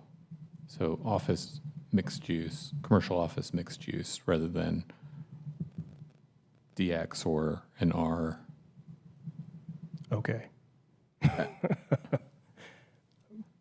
I think that matters. And the fact that there are gravel lots in the district. But I mean, that but they're district is existing. unique. But they're existing. They're not new. I mean, that's sort Right. of, it's I mean, not they appropriate to were- locate a new off-street parking I area. mean, when this district was formed, this city council decided to include those lots in the district. I understand that. Yeah. But that also, that still doesn't speak to the design guideline. I mean, neither of those things actually speaks to the design guideline that I'm referencing. So I'm sort of like, help me get around locating a new off-street parking area. Well, the guideline you're referring to says it's not appropriate to locate new off-street parking area in a district or landmark property with residential character, which this district has kind of mixed character, and then where it will significantly alter the proportion of the original built area and paved area to unbuilt area. Wait, I missed a part. The part I was looking for was visible from the street. I think that in this location, Which it will be, because from Lenore Street, or from Blunt Street, the lots are empty. There's nothing there but gravel. Yeah, it is densely vegetated, though, between It is. between them. where the apron cut is, it's pretty densely vegetated, and that's.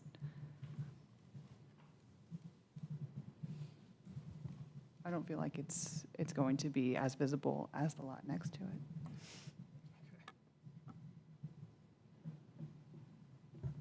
Okay.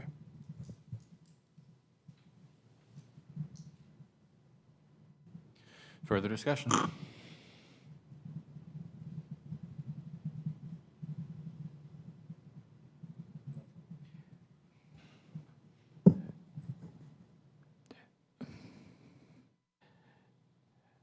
I think it's worth mentioning that because were we to approve this porch flooring material here would not mean we have to approve it everywhere. It would, the condition would be that this has been approved exactly 1 + 1 times, or. Yeah, I get it, but then it's 1 + 1 + 1 time. I mean, there does come a point where it is precedent setting, and it may not be, it wasn't the last case, and it might not be this one, but I guess like every, maybe it's not germane to the application, but every time we do approve it, it kind of becomes part of the district and/or districts. And the order, I mean, if the committee were to approve it, the order would have the circumstances of why it was approved, and that will be present in future applications and future reports for the committee to consider at that future time, whether that application meets what has been approved before or not. But your point's well taken.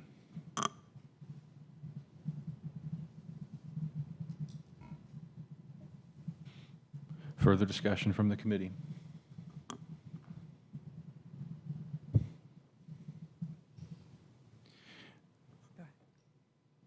Were you going to say something? Yeah, I'll go ahead. I still want to talk to Jordan about this. So, would you, we have conditions that basically say, you need to make it out of this material. If we were just to say that porch flooring be wood, is that enough and direct enough?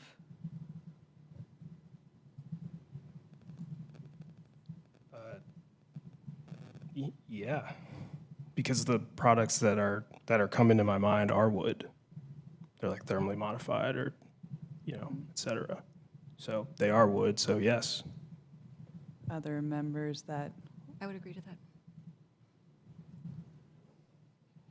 I mean, I would vote to approve the material as is, and I can't sit here and say wood's not congruous. So, I mean, if the majority of the committee wanted to go in the wood direction, then, I mean, I'd still vote for that, but I would vote to approve the material as presented. I would too, but, if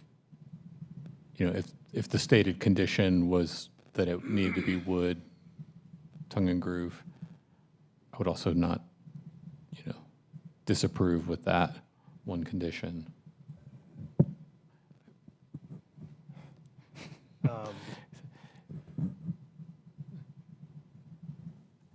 don't play poker professionally, Jordan, so you can probably tell that. I'm not playing poker either. I think I would just suggest, considering the use and it being a commercial office, the sturdiness of this, it is also, I mean, you could argue this both ways, but it's not a very deep porch. So it's, I mean, you could say, well, you've had problems with it on other properties, replace it every 10 years or whatever, but porch floors are a very vulnerable condition, so I don't love vinyl, but there are instances where it does really make sense, and I think this might be one of them. The applicants do also use PT for their decking elsewhere, so it's not like they're using this all over the project. I mean, the intent seems I think there's a good intent to where it's used to being, similar in proportion to what's there. But what do you think about the use of other similarly durable materials? So I like to believe I know about all of those, but I could be enlightened because I have looked for them before and I have not felt confident in what I've found. So could you help me with, I just heard thermally modified wood, which I'm familiar with, but not in a tongue and groove application, but I'll trust you all if it is. Yeah, there's different, I mean, I'm not going to say like what products, but there's different resin, which is a thermally modified wood, and resin impregnated wood that has outdoor durable. For walking surface, for TNG, yes, okay. Correct. And anything else that comes to mind?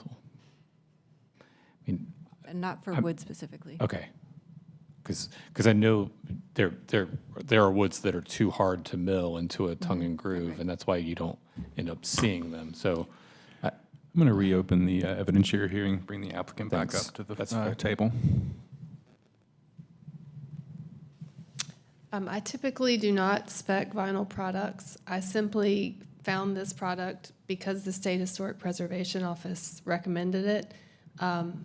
I am happy to consider others, but I don't know personally that they're proven in the same manner for a commercial application. But I just want to say we will be flexible on an alternate material. It's just this was actually, to my knowledge, the best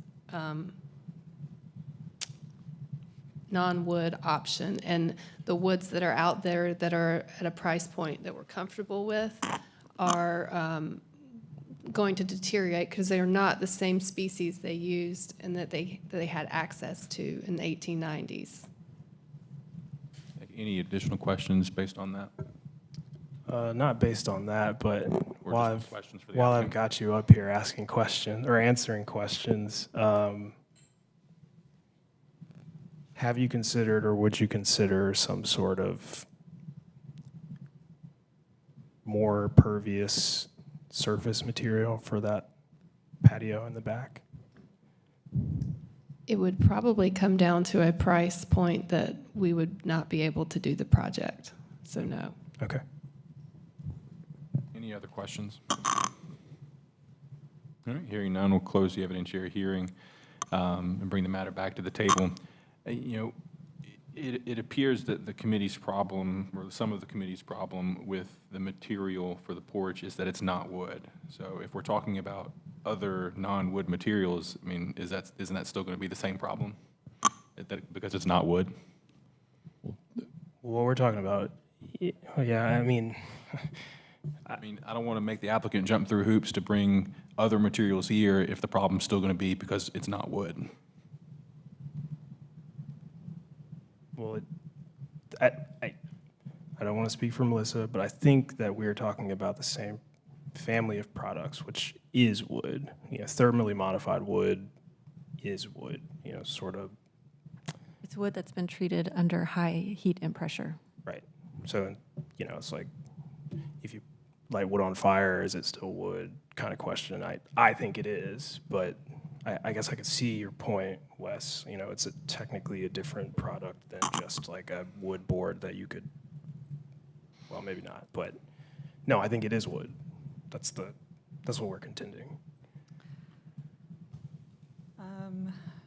Well, so it's useful. I think I'm on this. I'm feeling good about it. We've got other products that we approve for durability that, you know, appear in a historic fashion that are different.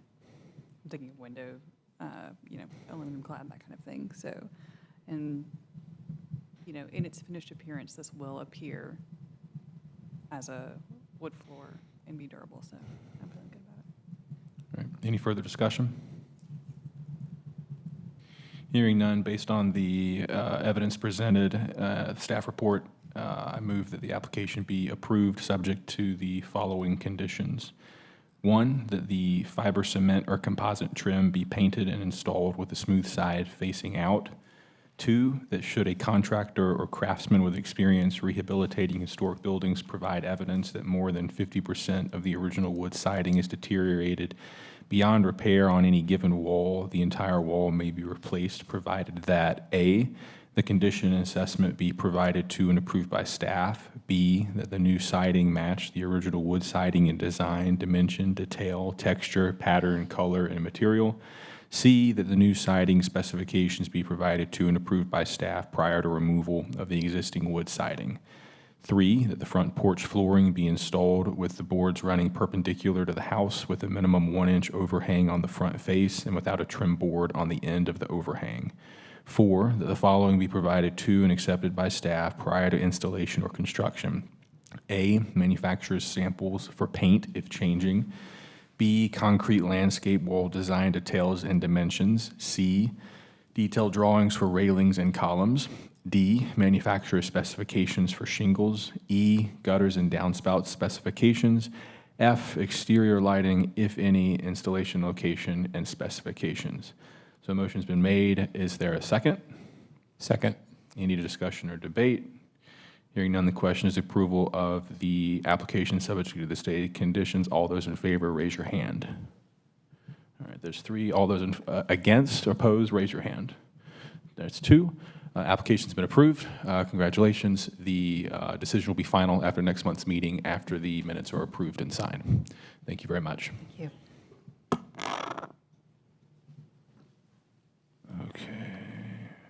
All right, any committee discussion? I have an item. Yes.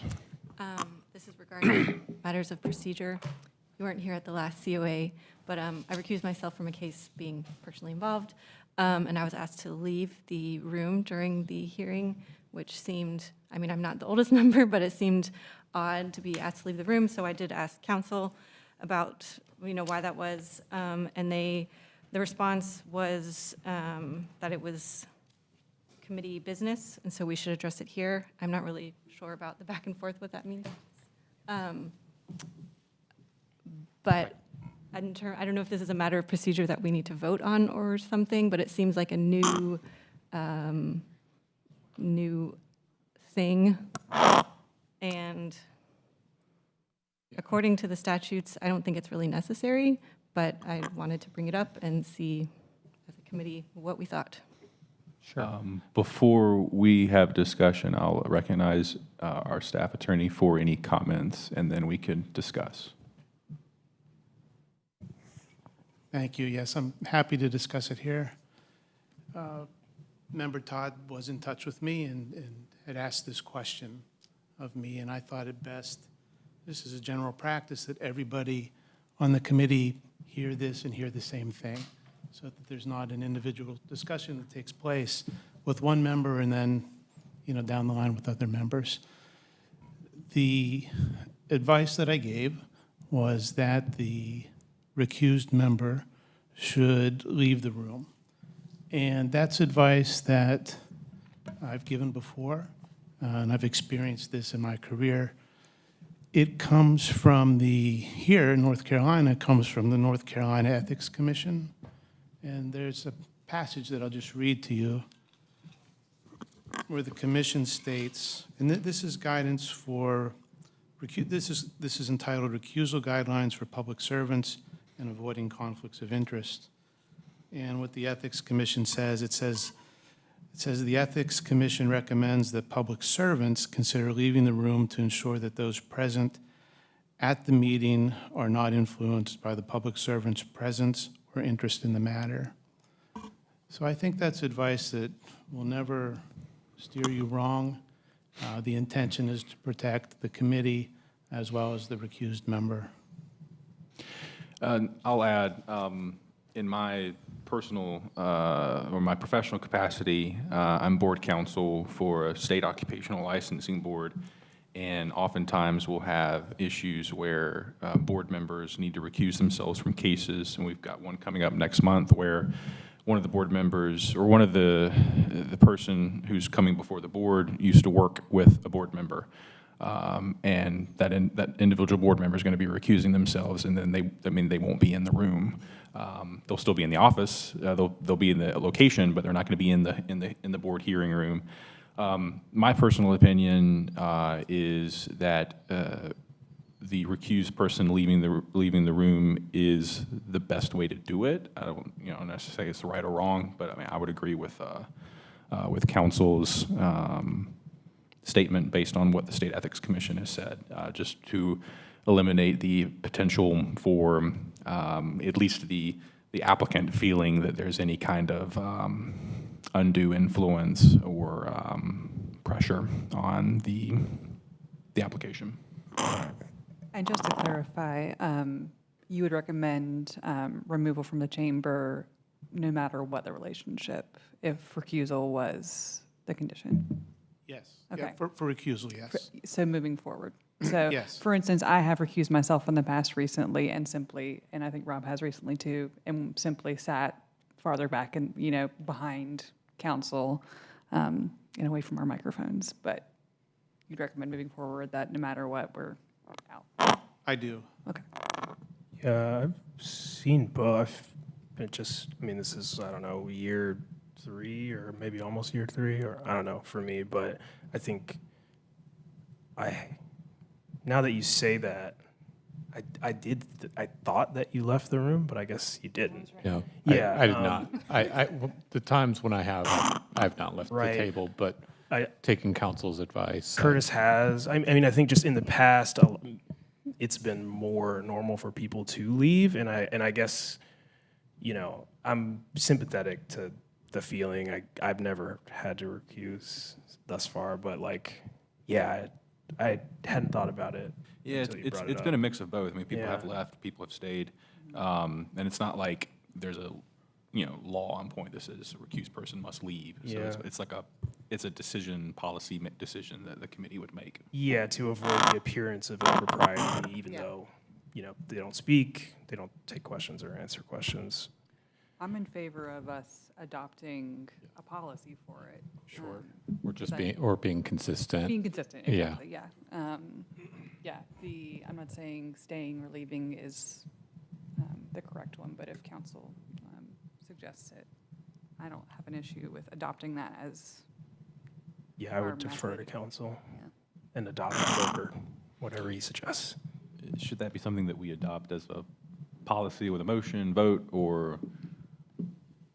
Why don't we look at that next month? That'll give me time Sure. to give you advice on the best course. That sounds good to me. Or could it be something that comes up in the business meeting instead of here, like?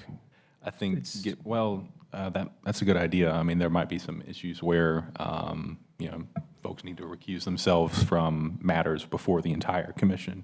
But do you think, I think it's okay to, well, it's probably better to be consistent, but I'll defer. Let's come back for next month, and Colette and Aaron, maybe this is something we can bring up also at our full meeting next month. Sure, we can Okay. add that.